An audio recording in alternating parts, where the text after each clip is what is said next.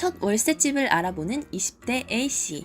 신축임에도 가격까지 괜찮은 집을 발견해 계약을 진행하기로 합니다. 그런데 계약을 하려 하니 중개보수가 너무 많이 나와 이상함을 느낀 A씨는 건축물 대장을 찾아봅니다. 알고 보니 그 건물은 근린생활시설로 상한요율이 0.9%로 책정되어 있어 중개인이 중개보수를 더 높게 부른 것이었습니다. 중개인은 근린생활시설이어도 사는 데는 아무런 지장이 없다고 하는데 정말 안전할까요? 근린생활시설은 주택가와 인접해 주민들의 생활에 편의를 줄 수 있는 시설물을 의미합니다. 예를 들면 미용실, 카페, 편의점, 노래방 등이 있는데 이러한 근린생활시설은 우리에게 피해를 주진 않습니다. 문제는 이를 편법으로 이용한 경우인데 2008년 당시 주차법이 강화되어 주차장을 많이 만들지 않아도 되는 근린생활시설로 주택을 만들었던 것이 지금까지 이어오고 있습니다. 최근에도 신축 빌라 중 이러한 형태로 지어진 것들이 곳곳에 있기 때문에 꼼꼼히 체크해봐야 합니다. 그렇다면 과연 근린생활시설에 살아도 괜찮을까?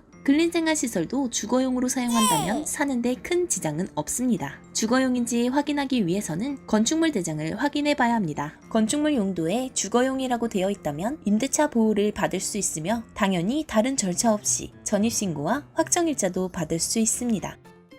하지만 건축물 용도가 근린시설인 경우에는 계약서를 상가 혹은 근린생활계약서로 작성하였다면 주민센터에서 확정일자를 받는 것이 까다로울 수 있습니다. 나는 주거용으로 사용할 예정인데 용도가 근린생활시설이라면 계약서를 반드시 주거용으로 바꿔 작성하고 특약사항에 근린생활시설이지만 현재 주택으로 사용한다는 내용을 명시해 주거용임을 알리는 것이 좋습니다. 그렇다면 근린생활시설에 살아도 아무런 문제가 없을까? 이 역시 건축물 대장상 주거용인 경우에는 문제가 없지만 주거용이 아닌 경우에는 달라집니다. 건축물 대장상 근린시설로 되어 있음에도 주거용으로 사용하는 것은 엄연히 불법입니다. 때문에 대출, 세액공제, 전세 보증보험 등의 제한이 있을 수밖에 없습니다. 또 누군가 근린생활시설을 주거용으로 사용한다고 신고한다면 원상복구를 해야 하는 상황이 올 수도 있습니다.